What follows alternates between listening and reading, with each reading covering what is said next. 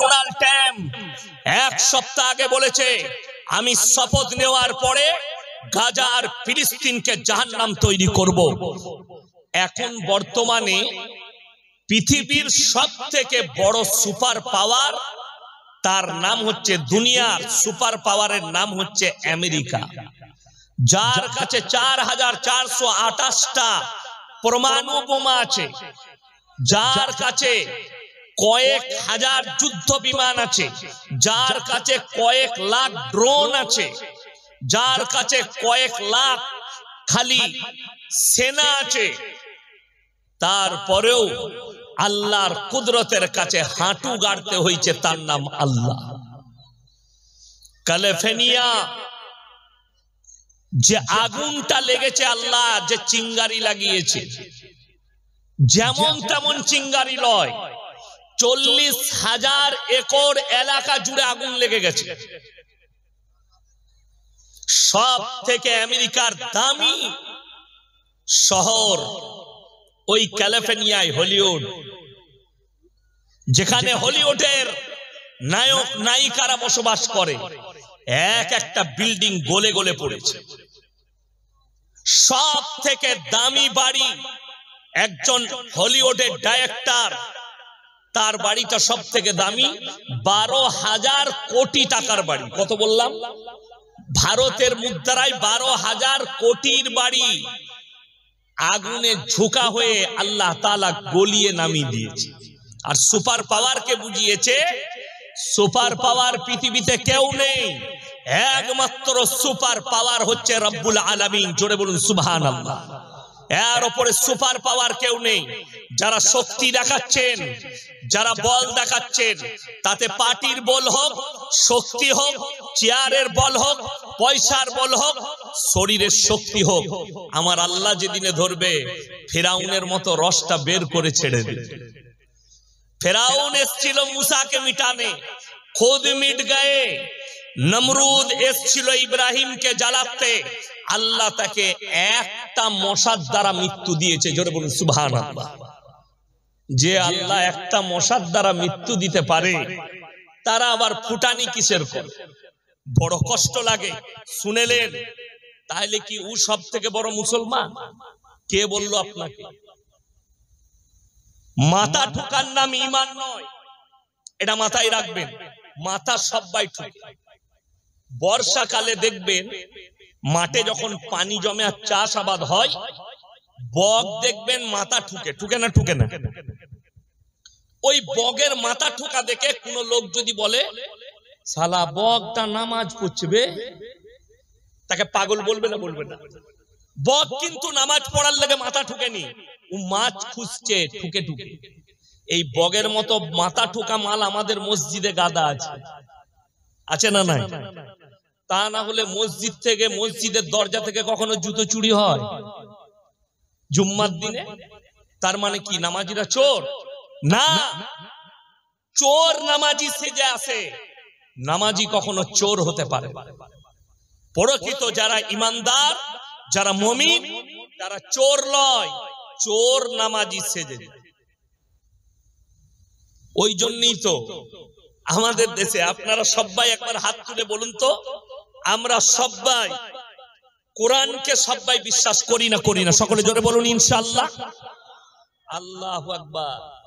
সবাই হাত তুলেছে, আর আমি এই মহেশনগরে প্রমাণ দিয়ে যাব যে আমরা হাত তুলে বুক ফুলিয়ে বলি, মুখেতে স্বীকার করি, আল্লাহর কোরআনকে বিশ্বাস করি। আল্লাহর কসম খেয়ে বলছি, পৃথিবীর যতগুলো মৌলবি, মুহাদ্দিস, মুকাররির, মুফাসসির, সাহিত্যিক, জ্ঞানী, মনীষী, যারা যতগুলো কিতাব লিখেছে, কেউ তার কিতাবে লিখতে পারেনি আমার কিতাবে কোনো ভুল নাই। ঠিক বললাম না? বললাম। কেউ লিখতে পারেনি, কিন্তু আল্লাহ রাব্বুল আলামিন রাসূলের কাছে কোরআন মাজিদ পাঠালেন, আর তার প্রথমেই বলে দিলেন যালিকাল কিতাবু লা রাইবা ফি, আমার এই কোরআনে বিন্দু মাত্র সন্দেহের কোনো অবকাশ নাই। জোরে একবার বলুন সুবহানাল্লাহ। আপনি যদি এটা বিশ্বাস রাখেন, আপনার যদি ইয়াকিন থাকে, বিশ্বাস থাকে, আমি এখানে প্রমাণ দিয়ে যাব। আপনি হাত তুলে বললেন, কিন্তু আপনি কতটা অস্বীকার করেন? সবাই একসাথে বলুন তো, সুদ খাওয়া হালাল না হারাম? সত্যি বলছেন তো? এরপর আপনারা বলুন আর না বলুন, আমাদের মৌলবীরও কথা নয়, মুহাদ্দিসেরও কথা নয়।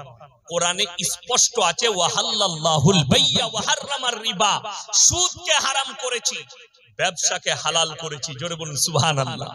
ব্যবসা হালাল, সুদ হারাম।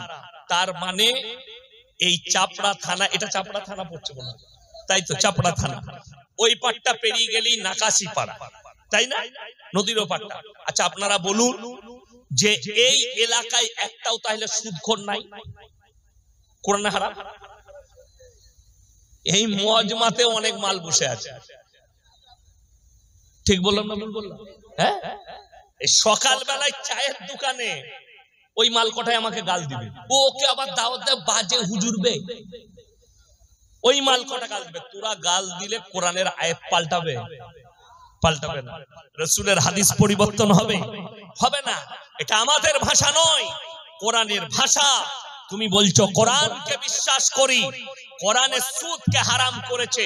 যে লোকটা হারাম জানার পরে সুদ খাচ্ছে, ই আল্লাহর সঙ্গে যুদ্ধ ঘোষণা করলো না? করলো না? কথা বলেন, করলো। সেই লোক মুমিন থাকতে পারে? শুনলেন রাসূলের হাদিস, 1 টাকা যদি কেউ সুদ খায়, সব থেকে নিম্ন স্তরের পাপ হচ্ছে নিজের মায়ের সঙ্গে 36 বার জিনা করার পাপ হবে। জোরে বলুন নাউজুবিল্লাহ। আমি কেন বুক ফুলিয়ে কথা বলছি বলুন? আপনারা জানেন আমার চাকরি যাবার ভয় নেই। চাকরি যাবার ভয় আছে না? আমাকে যদি কমিটির লোক বলে হুজুর এত কড়া বক্তব্য চলবে না, আমার গাড়ি রেডি আছে, পয়সা ফেক তামাশা দেখ, আমি ঘর পালাম। আবার যেখানে যাবো এই কথাটাই বলবো, তুলিতে পারলে নিবি। আচ্ছা সুদ খাওয়া হারাম, এটা হক বললাম না? না হক। রাসূলের হাদিস সত্য না মিথ্যা? সত্য। কোরআন সত্য না মিথ্যা? আপনারা স্বীকার করলেন কোরআন সত্য, আর কোরআনকে বিশ্বাস করি। আল্লাহ বললেন আমার কোরআনে বিন্দু মাত্র সন্দেহ নেই। এরপরে মুসলমান সুদ কেমন করে খেতে পারে? বেঈমান কাফেররা তাদের মেহনতে কামিয়াব, আমরা আমাদের মেহনতে নাকাম হয়ে গেছি। তার কারণ কি? তাদের মেহনত বলে দিই, বাড়িতে বাড়িতে সুদ ঢুকিয়ে দাও, তারা ঢুকিয়ে দিয়েছে কামিয়াব। কেমন? বন্ধন লোন আর গ্রুপ লোন আপনাদের এখানে নাই? আছে? এই বায়ান করার লেগে আমাকে গাল খেতে হয়েছে। হ্যাঁ, কোথায়? আমার বর্ধমানে, আমার এলাকায় থানাতে দাওয়াত ছিল, জলসা করতে গেলাম পাশের থানায়, ওই ভাতার থানায় একটা গ্রামে জলসা করলাম। এই গ্রুপ লোন নিয়ে আমি বললাম 10টা করে মেয়ে গ্রুপ করে, করে না? করে না? করে। তাদের মধ্যে একজন হেড হয়, আর 9টা মেয়ে তাকে বলে ম্যাডাম, আর সে বলে বিরাট ব্যাপার, এমনি ম্যাডাম হতে পারে না, সুদ খাওয়ার ম্যাডাম হয়েছে। এই বায়ান করার পরে বোম্বেতে আমার 1.5 শ্বাস থাকে, আমার ফুপুই তো বোন, আবার আমার 1.5 শ্বাস, আমি আমার ফুপুর ছোট জামাই। তো সে বোম্বে থেকে বাড়ি এসছে, তো সেই গ্রামের একটা মেয়ের বাপের বাড়ি ওখানে, তার সঙ্গে দেখা হয়েছে। বলছে ইয়াসিন হুজুর একদম বাজে লোকলো, ফালতু লোক, খালি মেয়েদের গীবত বলে, তাকে কে দাওয়াত দেয়? আমার 1.5 শ্বাস বলেছে ঠিকই বলেছে, তাকে কেউ দাওয়াত দেয় না, ওই জন্য 1 বছর আগে ডেট নিতে হয়, খালি নয়। আমি বললাম, আমাকে বললে ভাই এরকম বলছিল, আমি খোঁজ নিয়ে দেখো, ও হচ্ছে সুদ খাবার হেডমাস্টার। তার গ্রামে খোঁজ লাগালাম, খালার একবার খোঁজটা দাও, বলছে ও হচ্ছে গ্রুপ লোনের হেড। আমি বললাম ওই জন্যই আমাকে গাল দিচ্ছে, ম্যাডাম হয়েছে ও, সুদ খাওয়ার ম্যাডাম। বেঈমান কাফেররা কামিয়াবি লাভ করেছে। সমাজের লোক কি বলছে? কিছু গন্ড মূর্খ বেঈমান, তাদের কাছে ঈমান নেই, রাসূলের মহব্বত নেই, কোরআনের আদর্শ না থাকার কারণে বলছে এই মৌলবীরা কি আমাদের সংসার চালাবে? কত বড় নির্বোধের কথা। রুজির মালিক সকলে বলুন কে? আল্লাহ। আমাদের কাছে কোটি টাকার মালিক আমরা নয়। আমার সঙ্গে কয়েকজন বসে আমার সঙ্গে ইমামরা মৌলবীরা খানা খেলেন, কি খেয়েছি বলবো, কিন্তু মোটামুটি মাছটা 4 কেজি ওজন হবে, যে মাছটা ছিল। কথাটা বুঝতে পারেন? ভাবতেও পারি 4 কেজি মাছ 300 টাকা কিলো হলে 3 চেরে কত? 1200 টাকা। খাসির মাংস 700 টাকা কিলো। খাসির মাংস ছিল, গরুর মাংস ছিল, আর মিষ্টি। আর বলবো না। রুজির মালিক আল্লাহ। তুমি চাইবে না তোমার পাতে খাবার চলে আসবে।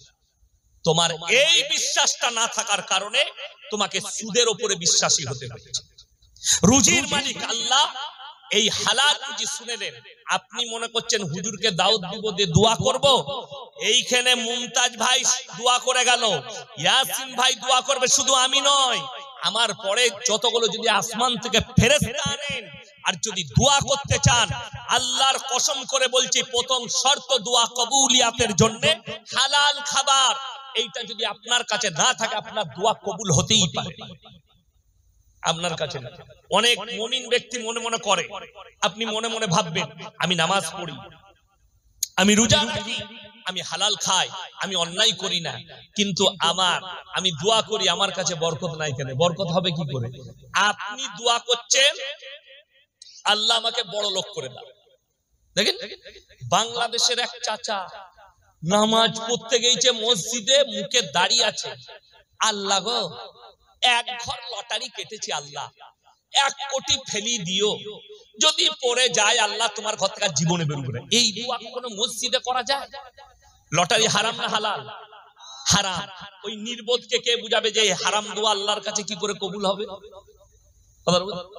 আপনাকে আমি দেখিয়ে দেবো, বেথুয়া ডহরিতে দেখাবো, আপনাকে ধুবুলিয়ায় দেখাবো, চাপড়ায় দেখাবো। মুসলমান লটারি কাটছে, লটারি কিনছে, লটারি বিক্রিও করছে। ঠিক বললাম না ভুল বললাম? আপনার মহেশনগরে দেখিয়ে দেবো, লটারির টিকিট কাটছে, লটারির টিকিট বিক্রিও করছে মুসলিম। আর সে ভাবছে আমার এই খাবারটা হালাল খাবার, এই টাকা ইনকাম করে আমার পরিবারের মুখে তুলে দিচ্ছি। তুমি হারাম খাবার তুলে দিচ্ছ। শুনে রেখে দেন, যারা যাদের সন্তানের মুখে হারাম খাবার তুলে দেয়, সেই সন্তান কোনোদিন নেক সন্তান হতে পারে না। এটা রাসূল সাল্লাল্লাহু আলাইহি সাল্লামের হাদিস। হে আমার সাহাবীরা, তোমরা নিজেরা হালাল খাও, সন্তান বিবির মুখে হালাল তুলে দাও, তারা নেক হবে, সালেহ হবে। আপনারা কি মনে করছেন সুদ খেয়ে হোক, যা কেউ হোক, বড় লোক হয়ে যাব? বড় লোক হলে ভালো মন্দ খাওয়া যায়? কোটি টাকা থাকলে ভালো মন্দ খেতে পাওয়া যায়? কে বললো আপনাকে? যদি এটা বিশ্বাস না হয়, সকালবেলায় উঠে ধুবুলিয়ায় গিয়ে ট্রেন চাপেন, বেথুয়ায় চলে যান কলকাতা শিয়ালদা, নেমে কলকাতায় প্রেসিডেন্টি জেলে গিয়ে পার্থবাবুকে জিজ্ঞেস করে আসুন, স্যার টাকায় কত সুদ? উনি বলতে পারবেন। গার্লফ্রেন্ডের ঘর থেকে 250 কোটি টাকা বেরিয়েছে, জেলের কুঠরিতে পুরা রুটি খেতে হচ্ছে, তার নাম আল্লাহ। 100 কোটির মালিক, গলাটা চিড়ে এখানে পাইপ ভরা আছে, লিকুইড খাবার যাচ্ছে, দাঁতে চিবিয়ে খাবার নিছে। তারপরেও তুমি আল্লাহকে বিশ্বাস করো না যে রুজির মালিক আল্লাহ? কোরআন শুনেলেন। এরপরে হযরতে মারিয়াম, ঈসা নবীর মা, নিজেকে যখন পর্দা করে নিল, ওয়াজকুর কিতাবি মারিয়াম ইদিন তাবাদাত মিন আহলিহা মাকানান শারকিয়্যা, পূর্ব দিকে এক স্থানে নিজেকে পর্দা করে নিল। তার ঘরের, বন্দি ঘরের ভেতরে আল্লাহ তাআলা জান্নাত থেকে খাবার পাঠাচ্ছেন। জোরে একবার বলুন সুবহানাল্লাহ। কার কাছে? মারিয়ামের কাছে। কি কি খাবার? আশ্চর্য সব খাবার, যে ফল ফ্রুট দুনিয়ায় নেই। হযরতে জাকারিয়া বললেন, ক্বালা ইয়া মারইয়ামু আন্না লাকি হাদা, ওগো মারইয়াম, তোমার কাছে এই সমস্ত ভালো মন্দ, আকরন, মুনাক্কা, কাজু, কিশমিশ, পেস্তা, বাদাম, এত দামি খাবার কোথা থেকে আসছে? হযরতে মারইয়াম বললেন, ক্বালাত হুয়া মিন ইনদিল্লাহ, ইন্নাল্লাহা ইয়ারযুকু মান ইয়াশাউ বিগাইরি হিসাব। আল্লাহ যাকে ভালোবাসেন, আল্লাহ যাকে পছন্দ করেন, তাকে বেসুমার রিজক দান করেন। কোথা থেকে দেব, কেমন করে দেব, আমি আল্লাহ ছাড়া পৃথিবীর কেউ জানে না। জোরে করে বলুন সুবহানাল্লাহ। আমি আল্লাহ রুজি দান করব, পৃথিবীর কেউ জানে না। আমাদের দেশের লোক কত বড় নির্বোধ বলে দেই, মুসলিম সমাজ নামাজ পড়বে না, রোজা রাখবে না, আল্লাহর কাছে কাঁদবে না। যারা দোয়া করবেন আল্লাহর কাছে একটা দোয়া সবাই করব, সকলে জোরে বলুন ইনশাআল্লাহ। নামাজের পরে বাড়িতে যখনই আল্লাহর কাছে কাঁদবেন, এই দোয়াটা চাইবেন, আল্লাহ তুমি আমাকে মৃত্যুকাল পর্যন্ত হালাল রুজি দাও, ইজ্জতের রুজি দান করো, সম্পদ লয়। যারা মালের দোয়া করে, সম্পদের দোয়া করে, তারা কত বড় নির্বোধ শুনেলেন। আল্লাহ রাসূল সাল্লাল্লাহু আলাইহি সাল্লাম হাদিস বর্ণনা করলেন, হে আমার সাহাবীরা শোনো, একজন মালদার মুমিনের থেকে একজন গরীব মানুষ মুমিন ব্যক্তি 500 বছর আগে জান্নাতে প্রবেশ করবে। জোরে একবার বলুন নারায়ে তাকবীর। আপনি বড় লোক হতে চান, কষ্ট পাবেন। একটা টাকার হিসেব আল্লাহর কাছে লাগবে। আর আপনি সকালে কাজে গেছেন, সন্ধ্যায় এসছেন 300 টাকা নিয়ে, সংসারে বিবি বললে আজকে 250 টাকা বাজার হয়েছে, 50 টাকা আপনার পকেটে জমলো। সকালে 10 টাকা চা খেলেন, 10 টাকা ভাড়া দিলেন, রইল 30 টাকা। রোজ আনেন, রোজ শেষ হয়ে যায়। আপনি যদি মনে করেন আমার ছেলের লেগে আমি কি রেখে গেলাম, আল্লাহর কসম, রুজির মালিক আল্লাহ। কেউ যদি নিজের সন্তানকে 100 কোটি টাকা দিয়ে যায়, তার তকদিরে যদি ভিক্ষা করা লেখা থাকে, তাকে ভিক্ষা করে খেতে হবে। একজনের নাম আলেমরা বেশি জানে। এই ভারতের একজন ইমানদার শিল্পপতি আছে, জোরে বলুন সুবহানাল্লাহ। শিল্পপতি আবার ইমানদার, শিল্পপতি আবার আলেম, আলিমে দ্বীন। তিনি হচ্ছেন আসামের হযরত মাওলানা আলহাজ বদরুদ্দিন আজমল সাহেব। নাম শুনেছেন না? শুনেন। তার ব্র্যান্ডের আতর নদিয়া ডিস্ট্রিক্টে একটাও দোকান নাই, বর্ধমান জেলায় একটাও দোকান নেই, মুর্শিদাবাদে একটাও দোকান নেই, কোন জায়গায় দোকান নেই। কেন? তার ব্র্যান্ডের আতর কেনার ক্ষমতা খুব কম লোকের আছে। মুম্বাইয়ে আছে, হায়দ্রাবাদে আছে, দিল্লিতে আছে, প্যারিসে আছে, লন্ডনে আছে, আফ্রিকায় আছে, আমেরিকায় আছে, দুবাইয়ে আছে, কাতারে আছে, কুয়েতে আছে, লেবাননে আছে। প্রত্যেকটা দেশে তিনার ব্র্যান্ডের আতর বিক্রি হয়। তিনার আতর দিয়ে কাবা ঘর ধোয়া হয়। সেই ব্যক্তির আসল হিস্ট্রি শুনলে আপনি অবাক হবেন। তিনার আব্বা মাহমুদ আলী রোডে বোম্বাইয়ে পেটি করে আতর বিক্রি করতেন। আজকে এই হালালের উপরে বিশ্বাস করার কারণে তিনি একজন আজকে শিল্পপতি। জোরে বলুন সুবহানাল্লাহ। আপনি হালালের উপরে বিশ্বাসী হন, তকদিরে যদি 100 কোটি লেখা থাকে, আপনি 100 কোটি পাবেন। কথাটা বুঝতে পারেন? কত পাবেন? 100 কোটি। আর তকদিরে যদি ভিক্ষা করা লেখা থাকে, আপনার বাপ যদি 1000 কোটি দিয়ে যায়, আপনাকে ভিক্ষা করেই খেতে হবে। এটা আল্লাহর ফয়সালা। যদি আপনার তকদিরে লেখা থাকে, অবাক হবেন শুনে আমাদের সমাজ কতটা নির্বোধ। আমার মাদ্রাসায় আমার বেতন 11,000 টাকা। আপনাদের ইমাম সাহেব কোথায়? আপনি? ও আল্লাহ, ইমাম সাহেব বসে আছে। আপনার বেতন কত? কটা মসজিদ? 5টা মসজিদ। মহেশনগরের মতো গ্রামে যদি 5,000 টাকা ইমামের বেতন হয়, নামাজ হবে না। কোন বাপের বেটা আমার ফতোয়া কেটে দিলে সেই মৌলবীকে আমি স্টেজে ডাকছি, নামাজ হবে না। পরিষ্কার কথা। যাই হোক, আচ্ছা বলুন, ইমাম সাহেবের বেতন 5,000, আর আপনি প্রত্যেকদিন ব্যবসা করেন, 20,000 টাকা রোজ রোজগার করেন। সে এসে ইমামকে বলছে, হুজুর আমার ব্যবসা না খুব খারাপ যাচ্ছে, কি করবো বাপ? বলে, হুজুর একটা বরকতের তাবিজ দিন। আচ্ছা, যে লোকটা রোজ 20,000 টাকা রোজগার করে, মাসে কত ইনকাম হতে পারে? 3 কোটি কত? 60। ক লাখ টাকা? 6 লাখ। ইমামের মাসে বেতন কত? 5,000। তো যদি ইমামের তাবিজে তোর ব্যবসায় বরকত হবে, তো তুই আগে বড় লোক হবি না ইমাম আগে হবে? আচ্ছা, আমরা মৌলবীরা বোকা যে লোককে তাবিজ দিয়ে বড় লোক করে দেবো আর আমরা গরিব থাকবো? পৃথিবীতে এরকম বোকা লোক আছে। কিন্তু অবাক লাগে, আপনি আমার কাছে তাবিজ নিচ্ছেন, আমি আপনাকে বরকতের তাবিজ দিচ্ছি, অথচ আমার বেতন 11,000। কষ্টটাই যায়। শুধু তাই নয়, এখন তো এমন ডেঞ্জার দাঁড়িয়েছে, অনেক মেয়েরা ছেলে হচ্ছে না, অসুবিধা নাই, এমন হুজুর আছে তাবিজ দিলেই বেটা ছেলে। হ্যাঁ, বলছে আমার তাবিজে বেটা ছেলে হয়। খোঁজ নিয়ে দেখুন, সে হারাম করে একটা বেটা না। আমি আসি, আচ্ছা আমি তাবিজ লিখতে পারবো না? পারবো না। কথা বলে না? পারবো। তাহলে আমার কটা বেটা হওয়া দরকার ছিল? আমার তো দুটোই মেয়ে, দুটোই মেয়ে। তো আমাদের তাবিজে বেটা ছেলে হলে পঞ্চায়েতের প্রধান তোমরা কি করে হতো? হুজুররা হতো। ইসলামে 4টা বিয়ে জায়েজ না জায়েজ নাই? জায়েজ আছে। 4টা বিয়ে করতাম, 4 10 কত? 40টা বেটা, প্রতি বছর একটা করে এক একটা বইয়ে 4টা করে হতো, 4 10 40। পঞ্চায়েত কার? লাঠির জোর আমার পঞ্চায়েত আমার। কথাটা বুঝতে পারেননি? অবাক লাগে, আমাদের ছেলে হচ্ছে মেয়ে। এইটাই দুর্বলতা। এই আমাদের কিছু যুবক যুবতী আছে, এরা যে কেন কলেজে পড়াশোনা করেছে আল্লাহ ছাড়া কেউ জানে। এরা কত দুর্বল বলে দিই, কত মূর্খ। কলেজে পড়ছে, কিসে পড়ছি রে? 3rd ইয়ার। কিসে পড়ছি? বলে MA করছি। কিন্তু হারামখোর 7 মাস একটা মেয়েকে প্রেম করেছে, এরপরে মেয়েটা মোবাইল সুইচ অফ করে দিয়েছে, আর ফোন তুলে না। তখন হুজুর খুঁজে বেড়াচ্ছে, কি হলো রে? কেন? বলছে সুইচ খুলছে না, যা টাকা লাগে তুমি একটু ফোনের সুইচটা খুলে দে। শালা হুজুরের তাবিজে ফোনের সুইচ কি করে খুলবে? হুজুর বললে বাবা চিন্তা নেই, 5001 টাকা দাও, সুইচটা 1 সপ্তাহের মধ্যে খুলে যাবে। মোবাইলে খালি অ্যাড গুলো দেখে নেন, এক এক হারামখোর এক এক রকম অ্যাড দিচ্ছে। কেউ 72 ঘন্টার মধ্যে কারো বউ পালিয়ে গেলে এনে দেয়।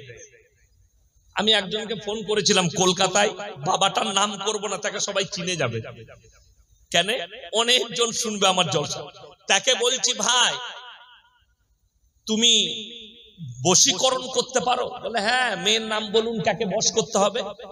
আমি বললাম আমি মোদিজিকে বশ করতে চাই, সে যেন আমার কথাই চলে। সে তখন আজ করেছে, বলছে हमारे साथ मजाक कर रहा। बोले अबे मजाक नहीं कर रहा हूं, तूने तो बताया कि हम वशीकरण कर देते। तो हमारा मोहब्बत जो है देश के प्रधानमंत्री जी से है, अगर हम कुछ भी कहे तो वो हमारा बात सुने, ऐसे कर दे, कितना पैसा लगेगा। तो আমাকে 2-4টা মা বোনের গালি দিয়ে ফোনটা কেটে দিলে, মানে মাল ভণ্ড। কথা বুঝতে পারেন? আপনারা বলুন, আমাদের তাবিজে যদি এই অনেক মা বোন আছে, হুজুরের কাছে গিয়ে বলি কি হলো, শাশুড়ি এত জ্বলা, টিকতে পারছি, কি করতে হবে? একটা তাবিজ দেন যেন আমার শাশুড়ি ভালোবাসে, আমার স্বামী ভালোবাসে। হুজুর বললেন 1001 টাকা লাগবে, বালিশের তলায় ভরে দিবে খালু। কি বুঝলে? খালুর বালিশের তলায় ভরে দিলে আকর্ষণ করবে, খালু তোকে ভালোবাসবে। এই যে ধান্দা, আপনি এতটুকু বুঝেন না। ছেলেরা বলছে হুজুর তাবিজ করে দেন, মেয়েটা যেন 1 সপ্তাহের ভেতরে আমার কাছে আসে। ওরে মূর্খ, তাবিজে যদি মেয়ে আসবে তা তোর কাছে কেন যাবে? সে তো হুজুরের কাছে আগে আসবে। এ কথাটা বুঝতে পারেন? আচ্ছা, তাবিজে যদি মেয়ে পাওয়া যেত, এই কলেজ ইউনিভার্সিটির ছেলে মেয়েরা শোনো, তাবিজে যদি মেয়ে পাওয়া যেত, আমরা মৌলবীরা কেউ ইমামতি করতাম না, মাদ্রাসাতেও থাকতাম না। কেন? খালি খোঁজ লাগাতাম, বাপের একটা বিটি বড় লোক কে আছে, মাত তাবিজ টেনেলে বড় লোকের জামাই কিচ্ছু করা লাগবে না। কথাটা বুঝতে পারেননি? তাহারই পয়সাই খাবো। কষ্ট লাগে আমাদেরও। কত মৌলবীর বিয়ে হয়েছে গরিবের ঘরে, চাষিবাসীর ঘরে। কেন? আমাদের বেশিরভাগ বিয়ে গরিব ঘরই হয়। ঠিক বললাম না? খুব কম। কেন? এখনকার যারা স্ট্যান্ডার্ড মেয়ে, বড় লোকের মেয়ে, তাদেরকে যদি বলা হয় তোমার লেগে একটা ছেলে দেখেছি, কেমন দাড়িওয়ালা নামাজি মুসল্লি ছিল, নো বিয়ে করবো না, দাড়িওয়ালাকে বিয়ে করবে না। কাকে করবে? শুয়োরের মতো চুল কেটেছে, গুটকা খায়, গাঁজা খায়, ওকে বিয়ে করবে। কেন? ও মেলা ঘুরবে, ফিল্ম দেখাবে, নাচ করাবে, ছোট ড্রেস পরাবে, নাংটামি করতে পারে। আর মৌলবীর সাথে বিয়ে হলে ওটা করতে পাবে। এই পাপ শুনেলেন? আমি প্রত্যেকটা মা বোনকে বলছি, যখনই বিয়ে করতে যাবে আগে শর্ত রাখো, ছেলে দাড়িওয়ালা হতে হবে, ছেলেকে 5 ওয়াক্তের নামাজি হতে হবে, তবে আমার জামাই হবে। বড় কষ্ট লাগে। এরা কইছে গাঁজাখোর, এরা কইছে গুটকাখোর, এরা কইছে সুদখোর। এরকম পয়সা থাকতে হবে, হারাম খাক আর যাই খাক, আর এটাকে বলছে স্ট্যান্ডার্ড। আমার আব্বার জলসা শুনেছে, রাতের বেলায় একজন বেচারা মসজিদে যাচ্ছে, সুবহানাল্লাহ সুবহানাল্লাহ সুবহানাল্লাহ সুবহানাল্লাহ। তো পাড়ার 3টে মেয়ে পানি নিতে উঠেছে, তারা সকাল বেলায় বলছে ওলো অমুকের বাপ খেপে গেছে, যা পুজো করে। জিকির করলে বলছে খেপে গেছে। আর ভোরের বেলায় উঠে একজন গান ধরেছে, तुम कहाँ हो तुम्हारे लिए हमारे दिल मौजूद है। বলছে কি গলালো একবারে কুমার শানু ফের। হারামখোর, গান করলে ভালো, জিকির করলে খারাপ। শুনেলেন কিয়ামতের আলামতের মধ্যে মারাত্মক আলামত, পরবর্তী যুগের বর্বরতার যুগের পাপগুলো মডেলিং হয়ে ফিরে আসবে এদের কাছে, আর এরা সেগুলোকে মডেল বলে অ্যাকসেপ্ট করে নেবে। বেঈমান কাফেরদের মেহনত, তারা কামিয়াব হয়েছে, তারা কামিয়াবি লাভ করেছে। যারা পশ্চিমী দুনিয়াকে ফলো করছেন, অনুরোধ করে বলছি, ভারতের মাটিতে পরকীয়াকে লিগ্যাল করে দেওয়া হয়েছে। আর মুসলমানদের কাছে সব থেকে বড় পাপ যেটা ছুটছে, এ নামাজও পড়ছে, জিনাও করছে, নামাজও পড়ছে, পরকীয়া করছে, মায়েরা নামাজ পড়ছে, ঘুমটা দিচ্ছে, পরকীয়ায় লিপ্ত হচ্ছে। কেন? সরকার লিগ্যাল করে দিয়েছে পরকীয়া। ভারতের মাটিতে লিগ্যাল, সুপ্রিম কোর্ট রায় দিয়েছে। ভারতের মাটিতে সমকামী লিগ্যাল, সুপ্রিম কোর্ট রায় দিয়েছে। আজকে হাজার হাজার শুনেলেন, এই সমকামীর রোগটা 3টে জেলায় বিস্তার করে ফেলেছে মুসলিমদের মধ্যে। Number 1 Malda district, number 2 Murshidabad district, আর নাম্বার 3 হচ্ছে নদিয়া ডিস্ট্রিক্ট। 3টে জেলার মুসলিম যুবক যুবতীরা, তার মধ্যে যুবকরা বেশি, সমকামীতে লিপ্ত হচ্ছে। আমার মুসলমান ভাই যারা ভাবছেন এই পাপটা কবেকার, এটা রাসূলের জামানার নয়, এই পাপ হযরতে মুসা নবীর জামানার নয়, এই পাপ হচ্ছে হযরতে লূত নবীর কওমের। আল্লাহ যাদেরকে রুটির মতো পাল্টিয়েছে, আজ পর্যন্ত ম্যাপ খুললে দেখা পাবেন, সেই ম্যাপেতে এমন এক সাগরের নাম আছে যার নাম বৈজ্ঞানিকরা মরা সাগর রেখেছে, যেখানে একটা পোকা মাকড় জন্মায় না, কীট পতঙ্গ জন্মায় না। আল্লাহ তাদেরকে এত অভিশপ্ত করেছেন। হে আমার মা বোনে, আমার ভাই, আল্লাহ রাব্বুল আলামিন এই পাপের কারণে হযরতে লূত নবীর বিবিকে আল্লাহ জাহান্নামী ঘোষণা করেছেন। সেই লূত নবীর বিবি, আমার মায়েরা শুনবেন, মারাত্মক 2টো অপরাধ। নাম্বার 1 আল্লাহর অবাধ্যতা করা, আল্লাহর নবীকে অবিশ্বাস করা। নাম্বার 2 মারাত্মক অপরাধ হচ্ছে স্বামীর অবাধ্যতা, স্বামীকে না মানা। আজকে আমার মায়েরা বোনেরা শুনেলেন, কিয়ামতের আলামতের মধ্যে মারাত্মক আলামত হচ্ছে পুরুষরা বিবির গোলামি করতে লাগবে, জানবে কিয়ামত কাছে। রাস্তাঘাটে কুকুরের মতো জিনা হবে, জানবে কিয়ামত চলে এসেছে, কিয়ামত কাছে। মারাত্মক আলামতের মধ্যে আলামত, দুনিয়াতে ব্যভিচার বেড়ে যাবে, নারীর সংখ্যা বাড়বে, পুরুষের সংখ্যা কমে যাবে। গোটা পৃথিবীতে বড় বড় মহামারী আসবে, গোটা মিডল ইস্টে চিঙ্গারি উঠে গোটা পৃথিবীতে। রাসূল বললেন এমন এক মহাযুদ্ধ ঘটবে, এবং তার আগে আল্লাহর বড় বড় আযাব এসে অ্যাটাক করবে, যেটাকে বহু মানুষ সামালতে পারবে না। দাজ্জালের আবির্ভাব ঘটবে। তার মধ্যে 2025 সাল 3টে চিঙ্গারি আল্লাহ দিয়েছেন। নাম্বার 1 2টো মহাযুদ্ধ শুরু হয়েছে, এক ইউক্রেন এবং রাশিয়া। নাম্বার 2 মিডল ইস্টে গাজা ফিলিস্তিনের সঙ্গে ইসরায়েলের যুদ্ধ। লেবানন জড়িয়েছে, ইরান জড়িয়েছে, গোটা পৃথিবী যুদ্ধে জড়াবে। তার আগে পৃথিবীতে বড় বড় মহামারী আসবে। রাসূল বলেছেন নাম্বার 1 করোনা পেরিয়ে গেছে, এরপরে আপনারা ইন্তজার করুন আরো এক বড় মহামারী। তারপরে ইন্তজার করুন 2025 সালে চিঙ্গারি আল্লাহ উঠিয়ে দিয়েছেন। একটা মাত্র গাছের টক্করে আগুন লেগে 40,000 একর জমি আগুন ধরে গেছে, গোটা এলাকাকে এলাকা ছাই। এখনো পর্যন্ত আগুন লিভিয়ে উদ্ধার করতে পারেনি। কানাডা পর্যন্ত বাম্পার পাঠিয়েছে, যুদ্ধ বিমান পাঠিয়েছে। আপনার সমুদ্র থেকে পানি তুলে আগুনের উপরে ফায়ার করা হচ্ছে, আগুন নিভিয়ে উদ্ধার করতে পারেনি। দ্বিতীয় বড় আযাব এসছে আমেরিকার উপরে, সেটা হচ্ছে বরফের ঝড় এসছে। কয়েকশো কিলোমিটার গতিতে বরফের ঝড় এসে একটা এলাকাকে ঢেকে দিয়ে চলে গেছে। নাম্বার 3, মক্কার বুকে এমন এক বারিশ এসছে, সেখানে বন্যায় পরিস্থিতি আল্লাহ দাঁড় করিয়ে দিয়েছে।